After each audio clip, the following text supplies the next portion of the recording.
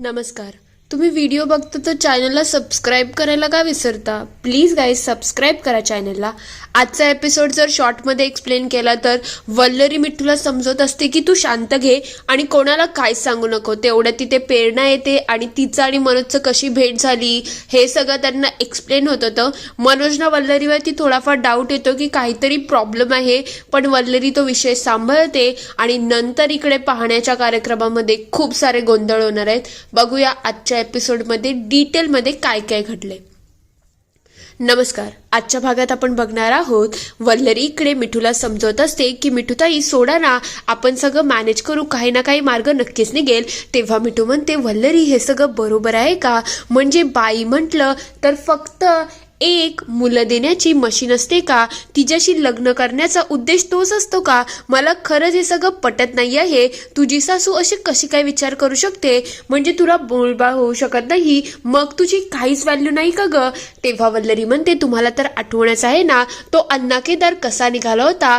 त्याला फक्त मूलबाळ हवं होतं म्हणून त्यांनी प्रेरणाताई बरोबर जबरदस्ती लग्न करायचा विचार केला होता आणि कसं त्यांच्याकडून जबरदस्ती सगळं करून घेतलं होतं. मध्ये अशी विचार करणारी खूप सारी लोक आहेत आणि यामधून आपल्याला बाहेर निघायला पाहिजे. तेव्हा मिठू म्हणते पण आता तू काय करणार आहेस? मला असं वाटते याच्यातलं आपल्याला मनोज जिजूंना सगळं सांगायला पाहिजे. तेव्हा वल्लरी म्हणते नको, जर त्यांना आता हे सगळं कळलं ना तर ते सासूबाईंबरोबर भांडण करतील आणि खूप मोठा तमाशा होऊ शकतो, म्हणून मला नाही वाटत आपल्याला त्यांना काही सांगायला पाहिजे. तेव्हा मिठू म्हणते पण जर त्यांना बाहेरून कळलं तर मनोज जिजूंना खूप वाईट वाटेल. तेव्हा वल्लरी म्हणते हो मला सगळं समजते, पण आपल्याकडे दुसरा कोणता पर्याय नाही. आपण आपल्या प्रकारे या गोष्टी हँडल करण्याचा प्रयत्न करू. तेवढ्यात वल्लरीचं लक्ष प्रेरणाकडे जातं आणि ती म्हणायला लागते काय हो प्रेरणाताई, तुम्ही काय वॉक करून आल्या का? तेव्हा ती म्हणते हो मी वॉक करून आली, म्हणजे रांगत रांगत मी चाललीच होती. तेवढ्यात माझं लक्ष यांच्याकडे गेलं, म्हणजे यांची गाडी दिसली तर मी विचार केला चला आता मस्त लिफ्ट भेटली आहे. पण माझा भाऊ कुठे ऐकतो, त्याने काय केलं माहितीये का? तो मला इथे आपल्या इथे गर्भसंस्कार नावाची एक क्लास ओपन झाली आहे, तिथे जाऊन माझा ऍडमिशन करून आला आहे. म्हणजे बघ ना, सगळीकडून माझ्यावरती सगळे जबरदस्ती चालली आहे. तेव्हा मनोज म्हणतो मग बहिणीला बाहेरपणाला असंच काही आणलं नाही, पण बहिणीला बाहेरपणाला आणलं तर आहे, पण माझी बायको जरा टेन्शन मध्ये दिसत आहे. तेव्हा वल्लरी म्हणते काय नाही हो, तुम्ही असं का विचार करताय? तेव्हा प्रेरणा म्हणते टेन्शन मध्ये नाही, झोपेमध्ये दिसते. खरं म्हटलं तर रात्रभर त्यांना पिल्लूमुळे खूप जागरण झालं आहे. तेव्हा मनोज विचारतो काय झालंय, नेमकं प्रकरण काय आहे, मला कोणीतरी सविस्तर सांगते का? तेव्हा मिठू सांगायला लागते जागरण, अहो तुम्हाला मी सांगते ना, तुमच्या बहिणीला तिखट गोड फ्राईड आईस्क्रीम खायची होती. तेव्हा वल्लरी म्हणते असं का सांगताय, थांबा जरा सविस्तर सांगा. म्हणजे प्रेरणाताईंनी पहिले सांगितलं कुरकुरीत तिखट गोड थंड हे सगळं त्यांना खायचं होतं आणि त्याच्यासाठी आम्ही आईस्क्रीम बनवली, पण त्यांनी वॅक करून काय होणार नाही. त्यांनी काय खाल्लं माहितीये का? त्यानंतर तिने चिंचा खाल्ल्या, आम्ही जे बनवलं ते सगळं वाया गेलं. तेव्हा मनोज म्हणतो काय तुम्हाला रात्री 2 वाजता डोहाळे लागले होते? तेव्हा मिठू म्हणते 2 वाजता आपण चिंच कशी खातो, नॉर्मली चिंच खातो आणि आपल्याला आंबट लागतं ना, हिचं असं काहीतरी नव्हतं, हिला ही चिंच खूप आवडत होती आणि खूप मनापासून खाल्ली. तेव्हा प्रेरणा म्हणते कसं आहे माहितीये का, पिल्लूला भूक लागते हो आणि तिच्या बाबाने दिली होती ना, म्हणजे कसं बाबांनी अशी चिंच पॅक करून दिली होती म्हणून तर मी वाटीभर खाली. तेव्हा मनोज म्हणतो बरोबर आहे, नवऱ्याने दिलं होतं ना, मग ते पोटभर तर होईलच. तेव्हा तो म्हणायला लागतो आता तुम्ही एक काम करा, आम्ही घरी जातो, तुम्ही सुद्धा घरी जा. इकडे ते दोघं घरी येत असतात. तेव्हा वल्लरी म्हणायला लागते तुम्ही नका काळजी करू, त्यांचं जेवण झालं की त्या इकडे येऊन जातील आणि मग बाकी सगळं आम्ही बघून घेऊ. तेवढ्यात दार ओपन होतो आणि दारावरती अजून कोणी नाही तर आरती उभी असते. आरती लगेच मनोजची बॅग घ्यायला लागते. ते बघता इंदुमती म्हणायला लागते जाग आरती ती बॅग आतमध्ये ठेव. तेवढ्यात ती बाहेर येते. तेव्हा इंदुमती म्हणायला लागते की एक काम कर आरती, आता माझ्या मनासाठी एक फक्कड चहा बनव, त्याला अद्रक टाकलेला छान चहा लागतो. तेव्हा मनोज म्हणतो हे सगळं काय चाललं आहे? तेवढ्यात ती म्हणायला लागते कसं आहे माहितीये का, माझी मुलगी आहे ना खूप सुगरण आहे, तिला असं शांत बसताच येत नाही, तिला सगळी कामं व्यवस्थित आवडतात, त्यानंतर तिला घरातली कामं बाहेरची कामं सगळं चांगल्या प्रकारे येतं, धुणं भांडंही करते, त्यानंतर स्वयंपाकाची आवड आहे, एवढा चांगला स्वयंपाक करते का तुम्ही बोटं चाटत राहाल आणि सगळं व्यवस्थित आहे. तेव्हा मनोज म्हणतो हे सगळं तुम्ही मला सकाळी सांगितलं होतं, मग आत्ता पुन्हा का सांगताय? तेव्हा गोवर्धन म्हणायला लागतो, हो कसं आहे, सकाळी तुम्ही नीट ऐकलं नसेल ना म्हणून ती पुन्हा सांगत होती. तेवढ्या त्या म्हणायला लागता आता काय मुलीच्या लग्नाचंच बघायचं आहे, म्हणजे कसं सगळं व्यवस्थित होईल. तेव्हा मनोज म्हणतो ती मुलगी लहान आहे, बाळ आहे ती, तिच्याबद्दल तुम्ही असा का विचार करताय? तिच्या शिक्षणाचा विचार करा, तेच आत्तासाठी जास्त चांगले आहे. तेव्हा ते म्हणतात काय बोलताय तुम्ही?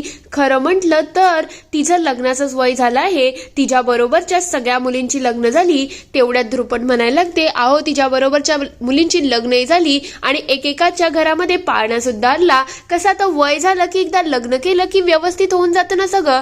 तेव्हा इंदुमती म्हणते बरोबर आहे, आई बापासाठी त्यांची मुलगी ओझच असते आणि एकदा तिचं लग्न लावलं की तुम्हाला तुमच्या पुढच्या मुलींचीही लग्न करायला तुम्ही मोकळे होऊन जाणार ना. तेव्हा मनोज म्हणतो किती भुरसटलेले विचार आहेत तुमचे, हे सगळं चुकीचं आहे.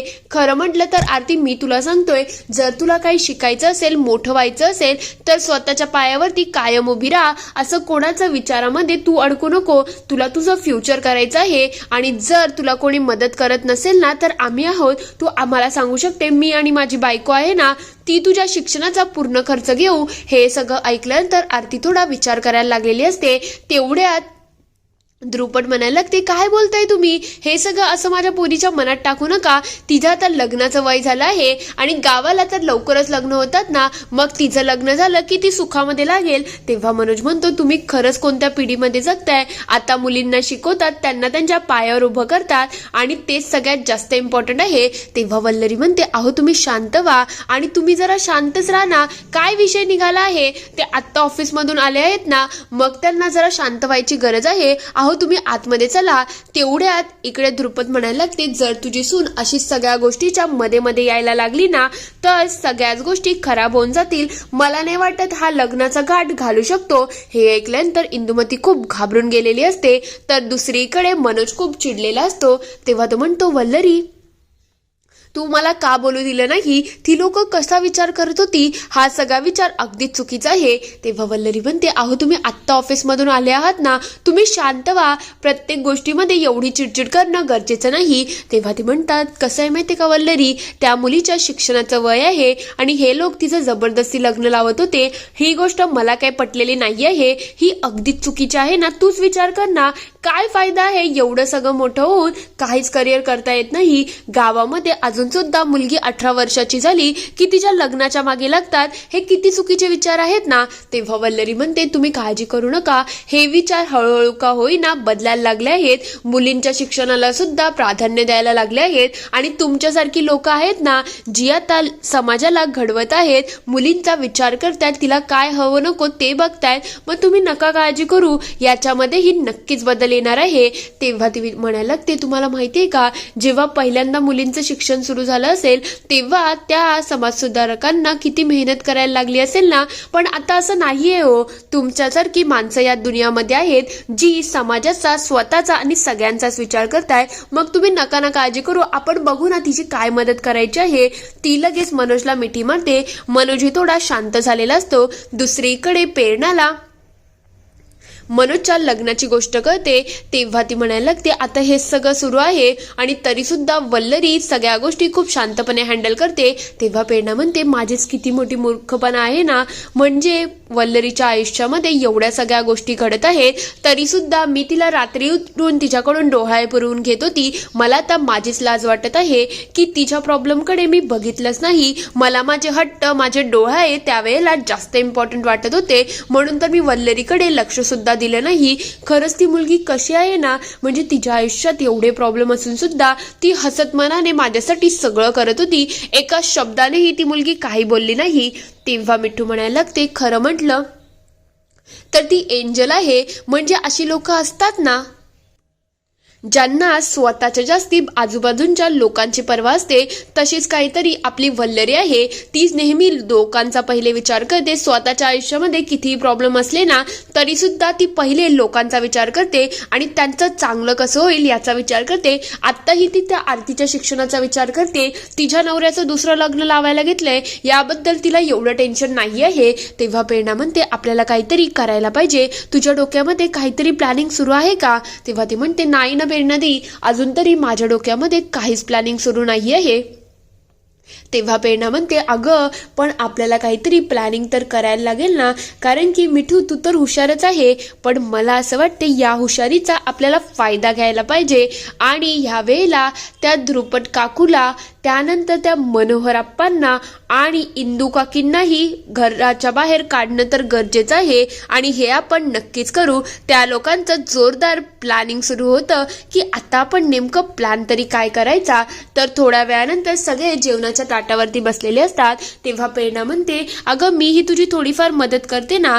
तेव्हा वल्लरी म्हणते तुम्ही मदत कराच, फक्त जेवायला मदत करा, ती मदत सगळ्यात जास्त इम्पॉर्टंट आहे. तेवढ्यात सगळेजण जेवण वाढायला लागतात. तेव्हा मिठू म्हणते मला तर हे पटतच नाही की पहिले पुरुष मंडळीने जेवायचं आणि त्यानंतर स्त्रियांनी जेवायला पाहिजे, सगळे एकत्र बसले तर काय हरकत आहे. तेव्हा त्या म्हणायला लागतात तुमच्या जमान्यात तरी चांगलं आहे, आम्ही जेव्हा एकत्र कुटुंबात होते ना सगळे घर वेगवेगळे असले तरीही चूल एकच मांडायची आणि खरं म्हटलं तर घरामध्ये मटण बनलं ना तर मटणाचा कधी पीस सुद्धा आला नाही, फक्त रश्श्यावरती मी जेवली आहे. खरं म्हटलं तर काय होतं माहिती का, लहानपणामध्ये माझी आई मला मटणाची हडकं द्यायची खायला चोखायला आणि त्यानंतर मी जेव्हा वेगळी राहायला लागली ना त्यानंतर मटण माझ्या नशिबात आलं. नाही तर माझ्या सासूच्या राज्यामध्ये तर फक्त रस्त्यावरतीच माझं काम चालायचं. हेच तर आयुष्य होतं एका सुनेचं. तेव्हा इंदुमती म्हणायला लागते तुला तर माहिती आहे ना मनाची आजी किती खाष्ट होती, सासूबाई तर वाईट होत्याच होत्या, त्या तर कधीच आमच्या नशिबात चांगलं चुंगलं येऊच देत नव्हत्या, एवढूसा रस्ता द्यायच्या आणि त्याच्याबरोबर भाकरी खायला लावायची. तेव्हा पेढा म्हणते हे किती चुकीचं आहे ना, हे अगदीच बरोबर नाही आहे. तेव्हा मिठू म्हणते म्हणजे तुमची सासू तुमच्यासारखीच खाष्ट होती का, पण त्यांना तुम्ही सांगायचं ना जरा जास्त जेवण आणायचं की आम्हाला पुरत नाही. तेव्हा इंदुमती म्हणते ती सासू आहे, ती आम्हाला कशी काय चांगलं चुंगलं खाऊ देईल, तिच्या मनावरती तर सतत वार व्हायचे ना जर आमच्या बाबतीत काही चांगलं झालं तर, म्हणून तर ती सतत आमच्या मागे केच करायची. मनाची आजी खरंच खूप वाईट होती आणि खरंच खाष्ट सुद्धा होती. तेव्हा मिठू म्हणायला लागते अच्छा बरोबर ना, तुम्हीही त्यांचं स्वरूप घेतलं आहे ना म्हणून सुद्धा तुम्ही सुद्धा खाष्ट आहेत. पण मला असं वाटतंय हे सगळं तर चालूच राहील, पण तुम्ही सगळे लोकांनी एवढं सगळं करून सुद्धा काही फायदा तर झाला नाही ना, म्हणजे तुम्ही सासूशी भांडलं नाही का की आम्हालाही मटण हवं आहे. तेव्हा ते म्हणतात असं कसं भांडू शकतो, सासूच्या पुढे तर कोणाचं काहीच चालत नाही. तेव्हा ते म्हणतात ते जाऊ दे. तेव्हा त्या विचारतात काय हो ध्रुपद काकू तुम्हाला जेवण आवडलं का. तेव्हा ते म्हणतात गावासारखं एवढं छान नाही आहे. तेव्हा मिठू म्हणायला लागते गावासारखी चव मुंबईला कशी येणार, गाव ते गाव असतं, पण मुंबईला आईस्क्रीम भारी मिळते, ती तुम्ही पाहिजे असेल तर खाऊ शकता. तेव्हा ते म्हणतात हो हो मला तर आईस्क्रीम खूप आवडते, मी येऊ शकते. तेवढ्यात इंदुमती म्हणायला लागते नको नको मला काय आईस्क्रीम आवडत नाही, तुम्ही लोक जा, थंडीचा आईस्क्रीम खाणं माझ्याकडून काय होणार नाही, मी आता थकली आहे, मी निवांत झोपेल. तेव्हा प्रेरणा म्हणायला लागते बरोबर आहे, इंदू काकू दिवसभर किती काम करतात ना मग त्या दमून जातात, त्यांना तर आराम करायची खूप गरज आहे. इंदू काकू तुम्ही आराम करा, आम्ही जाऊन आईस्क्रीम खाऊन येतो. तेव्हा ती म्हणते अहो ध्रुपद काकू तुम्ही मस्तपैकी जेवून घ्या, त्यानंतर आपण आईस्क्रीम खायला जाऊ. हे सगळं करून मिठूला खूप आनंद होत असतो, कारण की त्यांच्या डोक्यामध्ये वेगळाच प्लॅन सुरू असतो. थोड्या वेळानंतर मिठू या सगळ्यांना घेऊन आईस्क्रीम खायला जात असते. तेव्हा ती म्हणते मला तर समजत नाही की मनोज दादांचं हे दुसरं लग्न आहे. तेव्हा ती म्हणते दुसरं लग्न म्हणजे तुम्हाला बोलायचं तरी काय आहे. तेव्हा ती म्हणते हो वल्लरी दुसरी बायको आहे ना. तेव्हा प्रेरणा म्हणते पहिल्या बायकोलाही मूलबाळ झालं नाही, दुसऱ्या बायकोलाही मूलबाळ झालं नाही, म्हणजे दोष कोणामध्ये आहे, मला हाच प्रश्न पडला आहे. तेव्हा ध्रुपद चिडते आणि डायरेक्ट इंदूच्या अंगावरती धावून जाते. तेव्हा ती म्हणते मला सगळं कळलं आहे, हे सगळं तुझ्या मुलाचं दोष आहे तोच बाप होऊ शकत नाही, म्हणून तू माझ्या मुलीचं आयुष्य बर्बाद करायला निघाली आहे का? तेव्हा ती म्हणते, काय चाललं आहे ग? हे सगळं तुझ्या मैत्रिणी केलं आहे ना. तुझ्या मैत्रिणींनी तुझ्या नवऱ्याबद्दल बघ किती वाईट साईड पसरवला आहे. तू कितीही प्रयत्न कर आता वल्लरी, आता तर आरती आणि मनोजचा पाटा पुजल्याशिवाय मी काय राहणार नाही. आणि या भामरे घराण्याला जोपर्यंत वंश भेटत नाही ना तोपर्यंत बघ आता मी काही शांत बसत नाही. तेव्हा वल्लरी चिडते आणि म्हणते, मी तुम्हाला सांगते या भामरे घराला वंश भेटूच शकत नाही. तुमचं कुल पुढे चालू शकत नाही आहे. इथे हा पूर्ण एपिसोड संपतो. आता वल्लरीने तर ऑलमोस्ट सत्य फेकलं आहे. खरंच इंदुमती सत्य ओळखू शकेल की नाही? तुम्हाला काय वाटतं ते मला कमेंटमध्ये नक्की कळवा. व्हिडिओ आवडला असेल तर लाईक, शेअर, सबस्क्राईब करायला विसरू नका. Thank you for watching.